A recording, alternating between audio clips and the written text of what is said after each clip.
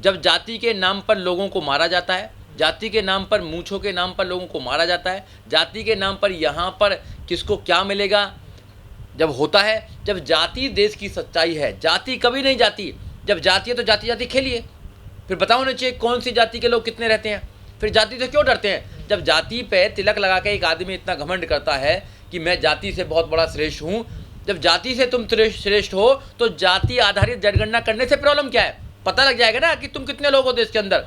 मुट्ठी भर लोग देश के अंदर, देश पर हर चीज़ में, वो आईएएस भी हैं, पीसीएस भी हैं, डॉक्टर भी हैं, इंजीनियर भी हैं, सारे जितने भी वो हैं यहाँ पर, सारे जो रोजगार हैं सब पर उनका कब्जा है, सारे डिपार्टमेंट्स पर कब्जा है, धर्म पर कब्जा है, सब पर कुछ लोगों ने कब्जा कर रखा है।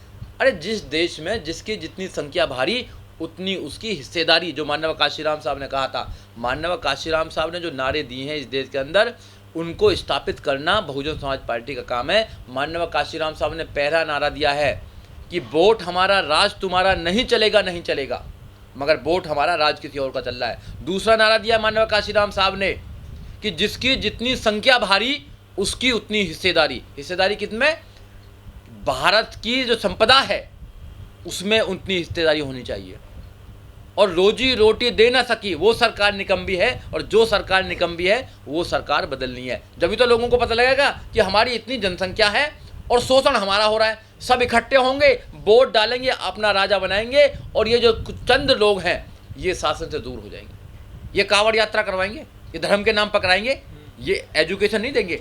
चंद लोगों को एजुकेशन दी जा रही है, चंद लोगों को अच्छे हॉस्पिटल दिए जा रहे हैं, चंद लोगों के लिए अच्छी सड़कें बनाई जा रही हैं, चंद लोगों के लिए व्यापार खड़े कराए जा रहे हैं, चंद लोगों को व्यापारी बनाया जा रहा है, चंद लोगों के उद्योग लगाए जा रहे हैं, चंद लोगों के एजुकेशन इंस्टीट्यूट बनाए जा रहे हैं, चंद लोगों को बड़ा बिजनेसमैन बनाया जा रहा है, चंद लोगों के लिए, और लाखों करोड़ों लोगों को भिखारी बनाया जा रहा है। देश के प्रधानमंत्री कहते हैं कि हम 80 करोड़ लोगों को 5 किलो अनाज देते हैं, अनाज देते हैं। अरे भैया, जब तुम उनको नौकरी दे दोगे तो 5 किलो अनाज की जरूरत क्या है? कोई जरूरत नहीं है 5 किलो अनाज की। तुम भिखारी बनाना चाहते हो क्या देश के लोगों को?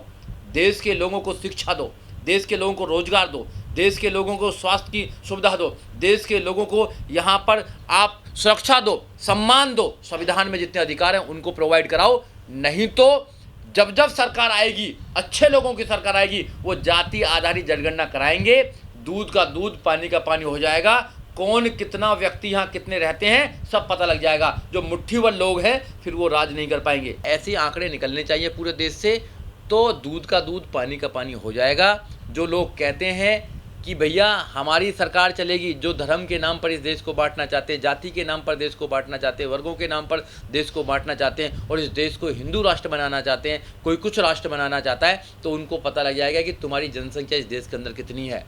और यहाँ नेता कौन बनता है? नेता 15% वाला बनता है और 85% वाला शोषण सहता है। जब ये जाति जनगणना पूरे देश में हो जाएगी तो पता लग जाएगा कि भैया 85% 90% वाले लोग जो हैं वो गुलामी कर रहे हैं, और 15% वाले 10% वाले लोग वो राज कर रहे हैं। जिनकी पूरे प्रदेश में 10% वोट भी नहीं है वो लोग सीएम बने बैठे हैं, और जिनकी 85% से 90% वोट है वो लोग अपने अधिकारों के लिए सड़कों पर आंदोलन कर रहे हैं। इसलिए एक जागरूक होने का एक बहुत बड़ा तरीका है। अगर पूरे देश में, जैसे बहन कुमारी मायावती जी ने मांग की है कि पूरे देश में जो केंद्र सरकार है उसको जाति जनगणना करानी चाहिए। देखो, अच्छी शुरुआत करी है, और जो बिहार में हुआ है वो पूरे देश में होना चाहिए। बहुजन समाज पार्टी के नेता बहन कुमारी मायावती ने ये मांग की है कि केंद्र सरकार को पूरे देश में जाति आधारित जनगणना करानी चाहिए। जब भी तो पता लगेगा कि ओबीसी इस देश में कितना है, एससी एसटी इस देश में कितना है।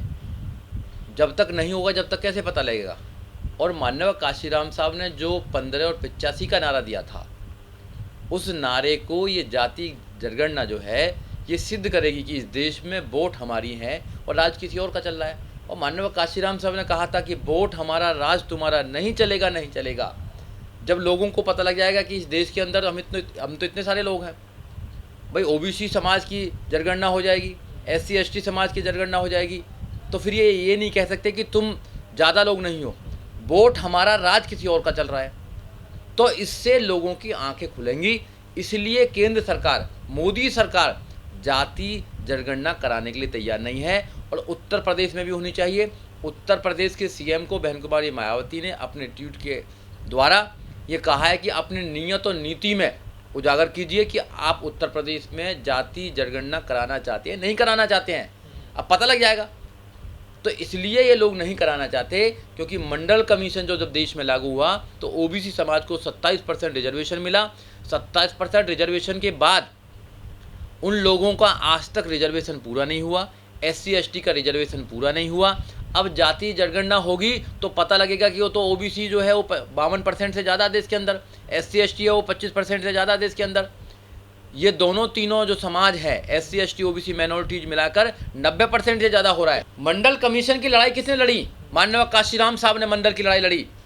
या तो मंडल लागू करो या कुर्सी खाली करो। माननीय काशीराम साहब अगर नहीं मंडल कमीशन की लड़ाई लड़ते तो मंडल कमीशन में 27% जो मिला वो नहीं मिलता। बाबा साहब डॉक्टर अम्बेडकर ने आर्टिकल 340 बनाया। आर्टिकल 340 अगर संविधान में नहीं होता तो कभी भी मंडल कमीशन की स्थापना नहीं होती, और मंडल कमीशन की स्थापना नहीं होती तो रिपोर्ट नहीं आती, और रिपोर्ट नहीं आती तो 27% हमारे ओबीसी भाइयों को रिजर्वेशन नहीं मिलता। अगर उनकी जितनी जनसंख्या है उनको उतना रिजर्वेशन मिलना चाहिए। मना कौन कर रहा है?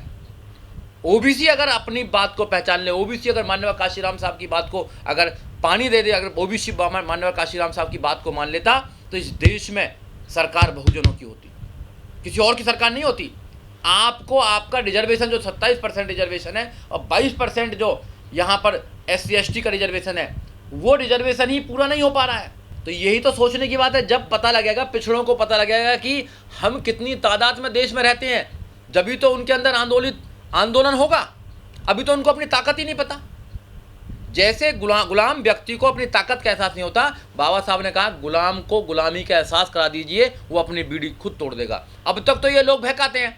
ये क्यों डरते हैं? जाति आधारित जनगणना के लिए क्यों डरते हैं प्रधानमंत्री? नोटबंदी ये करेंगे, one vote one nation one election की बात ये करेंगे, UAPA की बात ये करेंगे, ये सिविल कोड संहिता की बात ये करेंगे, सबकी बात करेंगे, मगर जाति आधारित जनगणना की बात नहीं करेंगे। इनको पता है कि अगर जाति आधारित जनगणना इस देश में हो गई तो सच्चाई पता लग जाएगी। इस देश के जो 85 से 90% लोग बहुजन हैं वो सारी विपत्तियों के मालिक हैं, और जितने 10% है ये सारी संपत्तियों के मालिक हैं। तो संपत्तियों की भी होना चाहिए। इन पे संपत्ति कहाँ से आई इतनी ज़्यादा? ये 10% लोगों पे देश की 90% संपत्ति कहाँ से आ गई है? देश आज़ाद हुआ, देश जब आज़ाद हुआ तो सब लोग आज़ाद हुए। कुछ वर्ग लोगों पे, कुछ लोगों पे, चंद लोगों पे 90% संपत्ति कहाँ से आ गई है ये पता होना चाहिए। और अगर जाति आधारित संपत्ति जाति आधारित अगर जनगणना होगी और ऐसी भी जनगणना होगी किस पे कितनी संपत्ति है, तो लोगों को पता लगेगा तुम्हारे अधिकारों को कोई खा रहा है, और जो तुम्हारे अधिकारों को खा रहा है उसको कोई अधिकार नहीं है तुम्हारे अधिकारों को खाने का। भारत का संविधान सबको अधिकार देता है बराबर का, सबको अधिकार देता है मान सम्मान स्वाभिमान का। और भारत का संविधान तो कहता है न्याय, समता, स्वतंत्रता, भाईचारे पर आधारित होना चाहिए देश। कुछ चंद लोग सत्ता में आकर लोगों को बहकाकर वोट लेते हैं, प्रधानमंत्री बनते हैं, CM बनते हैं, जाति के नाम पर, धर्म के नाम पर पूरे देश को बांटने का काम करते हैं। अगर जाति आधारित जनगणना हो जाएगी तो लोगों को बहकाने का काम नहीं करेंगे। जिसकी जितनी संख्या भारी उसकी उतनी हिस्सेदारी हो जाएगी, और वोट हमारा राज तुम्हारा नहीं चलेगा, नहीं चलेगा। माननीय काशीराम साहब की बात खत्म हो जाएगी, लोग जागरूक हो जाएंगे। तो ये यही तो नहीं करना चाहते ना। लोगों को जिस चीज़ से लोग जागरूक होते हैं ये बिल्कुल नहीं करना चाहते। बिल्कुल बंटवारा होना चाहिए। संविधान कहता है धन धरती जमीन जितनी भी है सबका बंटवारा होना चाहिए, और देश की संपदा जो है, देश का टैक्स जो आता है, जो गवर्नमेंट पे पैसा आता है, 3 खजाने हैं यहाँ पे। पहला खजाना प्रधानमंत्री के पास में है, दूसरा खजाना CM के पास में है, और तीसरा खजाना निगम के पास में है। हमारा किस खजाने में अधिकार है बताइए? कोई हिस्सा है हमारा?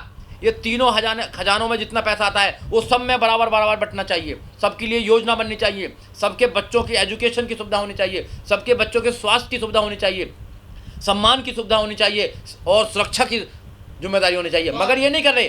देखिए कोई समर्थन नहीं कर रही है। अगर बिहार में समर्थन करती तो पूरे देश में, मोदी जी कहे ना लाल किले से कि हम पूरे देश में जाति आधारित जनगणना कराएंगे। क्यों डरते हैं? जाति आधारित जनगणना कराने से क्यों डरते हैं मोदी जी?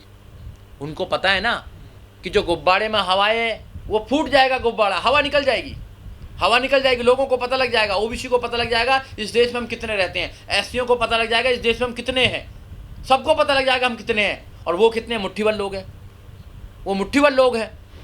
तो इसलिए वो नहीं कराना चाहते, और वो एक बड़ा सबरूप बनाते हैं। जब वोटिंग की बात होती है या किसी अलग संप्रदाय से लड़ने की बात होती है तो सबको हिंदू बनाने की बात करते हैं, हिंदू की कसम खिलाते हैं। और जब मान सम्मान की बात होती है, नौकरियों की बात होती है या अधिकारों की बात होती है तो फिर आप अछूत हो, आप अति पिछड़े हो, आप ओबीसी हो। तो ये चाल समझ चुके हैं जो नौजवान साथी हैं, जो नौजवान साथी रात दिन काम कर रहे हैं, वो डिमांड कर रहे हैं, हमारी पार्टी डिमांड करती है कि पूरे देश के अंदर जाति आधारित जनगणना होनी ही चाहिए, क्योंकि दूध का दूध पानी का पानी जब तक नहीं होगा, जब तक बात बनने वाली नहीं है। जब जाति के आधार पर सब कुछ काम होता है, जाति के आधार पर आज भी लोग एक दूसरे से व्यवहार करते हैं, जाति को छोड़ने के लिए तैयार नहीं है, जाति के नाम पर शोषण करते हैं, जाति के नाम पर सब कुछ करने के लिए तैयार है, मगर जाति जनगणना के लिए तैयार नहीं है। हो जाने दो, क्या प्रॉब्लम है? डर किसको है? डर उसको है जो कम है, डर वो है जो जाति के नाम पर फायदा ले रहा है, डर उसको है जो एक आदमी तो है मगर अपने आप को बताता है 1 करोड़। तो पता लग जाएगा ना किसकी कितनी संख्या भारी है।